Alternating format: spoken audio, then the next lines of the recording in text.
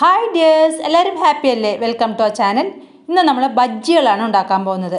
ഒന്നും രണ്ടുമൊന്നും അല്ല കേട്ടോ, കുറച്ച് ഓവറായാലല്ലേ എല്ലാവരും ശ്രദ്ധിക്കൂ. ഒരു ബാറ്റർ ഉപയോഗിച്ച് 9 തരം ബജ്ജികളാണ് നമ്മൾ ഇന്ന് ഉണ്ടാക്കാൻ പോകുന്നത്. ആദ്യം നമുക്ക് ബജ്ജിക്കുള്ള ബാറ്റർ ഒന്ന് തയ്യാറാക്കാം. അതിനായി ഒരു വലിയ പാത്രം എടുത്ത് 2 കപ്പ് കടലമാവ്, 2 ടേബിൾ സ്പൂൺ അരിപ്പൊടി, 1/4 ടീസ്പൂൺ മഞ്ഞൾപ്പൊടി, 1/2 ടേബിൾ സ്പൂൺ മുളക് പൊടി, 1/2 tablespoon Kashmiri chilli powder, baking സോഡയും കായപ്പൊടിയും 1/4 ടീസ്പൂൺ വീതം, പിന്നെ ഒരു 3/4 ടീസ്പൂൺ ഉപ്പ് കൂടിയിട്ട് നല്ലപോലെ ഒന്ന് മിക്സ് ചെയ്യണം. ഇനി ഇതിലേക്ക് ആവശ്യത്തിന് വെള്ളം ഒഴിച്ച് ഒന്ന് കുഴയ്ക്കണം.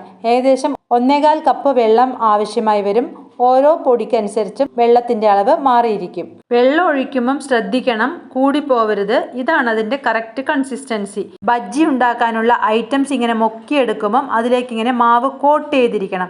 വെള്ളം കൂടുതലാണെങ്കിൽ മാവ് അതിൽ പിടിക്കില്ല, വെള്ളം കുറവാണെങ്കിൽ മാവ് അതിൽ കൂടുതൽ പറ്റിപ്പിടിക്കുകയും ചെയ്യും. ആദ്യം നമുക്ക് മുളക് ബജ്ജി ഉണ്ടാക്കാം. സ്റ്റഫ്ഡ് മുളക് ബജ്ജിയാണ് കേട്ടോ. അറ്റം പിളർന്നു പോകരുത്, സെൻറ്ററിൽ മാത്രമേ പിളർക്കാവൂ. ഫില്ലിങ്ങിനായി കുറച്ച് സവാള, ഒരു പച്ചമുളക്, കുറച്ച് മല്ലിയില, ഉപ്പും നാരങ്ങ നീരിട്ടൊന്ന് കുഴച്ച് വെച്ചിട്ടുണ്ട്. ഇതിന് നമുക്ക് മുളകിൻ്റെ അകത്തേക്ക് ഫില്ല് ചെയ്ത് വെക്കാം. ഒരു മുളകിനെ 2 ഹാഫ് ആക്കിയിട്ട് ഫില്ലിംഗ് ഒന്നും വെക്കാതെ നമുക്ക് മുളക് ബജ്ജി ഉണ്ടാക്കാം കേട്ടോ. ആദ്യം നമുക്ക് എണ്ണ ഒന്ന് ചൂടായോ നോക്കാനായിട്ട് ഒരു ഡ്രോപ്പ് അതിലേക്ക് ഒഴിക്കാം. പെട്ടെന്ന് പൊന്തി വരികയാണെങ്കിൽ എണ്ണയുടെ ചൂട് പാകമായി എന്നാണ് അർത്ഥം. സ്റ്റൗവിൻ്റെ ഫ്ലെയിം ഒന്ന് മീഡിയം ആക്കിയ ശേഷം സ്റ്റഫ് ചെയ്ത മുളക് ഓരോന്നെടുത്ത് മാവിൽ മുക്കി നമുക്ക് എണ്ണയിലേക്ക് ഇട്ട് കൊടുക്കാം. നമുക്ക് ഇപ്രാവശ്യം കിട്ടിയിരിക്കുന്നത് വലിയ മുളകുകളാണ് കേട്ടോ. ഇതിനെ തിരിച്ചും മറിച്ചും ഇട്ട് ഒരു ഗോൾഡൻ ബ്രൗൺ കളർ ആകുമ്പോൾ നമുക്ക് കോരിയെടുക്കാം. മുളക് ബജ്ജി റെഡി ആയിട്ടുണ്ട്. 5 മുളകാണുള്ളത്, അപ്പോൾ 5 എണ്ണം ഞാനിപ്പോൾ ഫ്രൈ ചെയ്തെടുത്തിട്ടുണ്ട്. ഇനി അടുത്തത് വാഴയ്ക്ക ബജ്ജിയാണ്.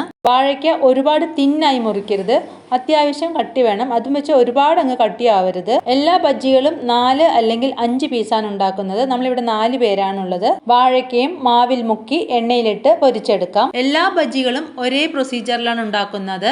ശ്രദ്ധിക്കേണ്ട കാര്യം ഇത്രയേ ഉള്ളൂ, മാവ് കറക്റ്റ് കൺസിസ്റ്റൻസിയിലായിരിക്കണം. നമ്മൾ മുക്കിയെടുക്കുമ്പോൾ അതിന്ന് ഊർന്നു പോകരുത്. വെള്ളം കൂടുതലാണെങ്കിൽ മാവ് പീസിൽ നിൽക്കില്ല, വെള്ളം കുറവാണെങ്കിൽ പീസിൽ ഒരുപാട് കട്ടിക്ക് മാവ് നിൽക്കുകയും ചെയ്യും. നമ്മൾ ഉണ്ടാക്കുന്ന ബജ്ജികളെല്ലാം നല്ല പഫി ആയിട്ട് വരുന്നുണ്ട്.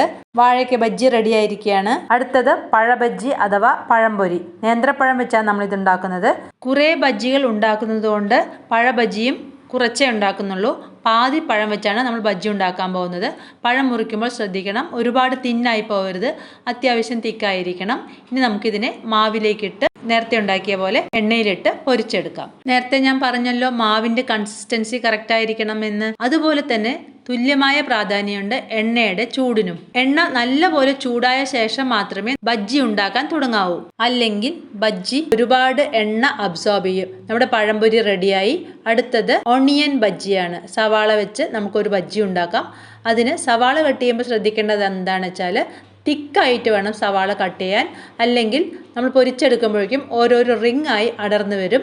ഇത്തിരി തിക്കായി സവാള മുറിച്ച ശേഷം എണ്ണയിലേക്കിട്ട് പൊരിച്ചെടുക്കാം. എണ്ണ നല്ലപോലെ ചൂടായ ശേഷം ഫ്ലെയിം ഒന്ന് മീഡിയം ആക്കണം. അതിനുശേഷം മാത്രം മാവിൽ മുക്കിയത് ഇട്ട് കൊടുക്കാം. മീഡിയം ടു ഹൈ ഫ്ലെയിമിലിട്ട് വേണം ബജ്ജികൾ ഉണ്ടാക്കിയെടുക്കാൻ. ബജ്ജി എണ്ണയിൽ നിന്ന് എടുക്കുമ്പോൾ ഫ്ലെയിം എപ്പോഴും ഹൈ ആയിരിക്കണം, അല്ലെങ്കിൽ ബജ്ജി ഒരുപാട് എണ്ണ അബ്സോർബ് ചെയ്യും. സവാള ബജ്ജി റെഡി ആയിരിക്കുകയാണ്.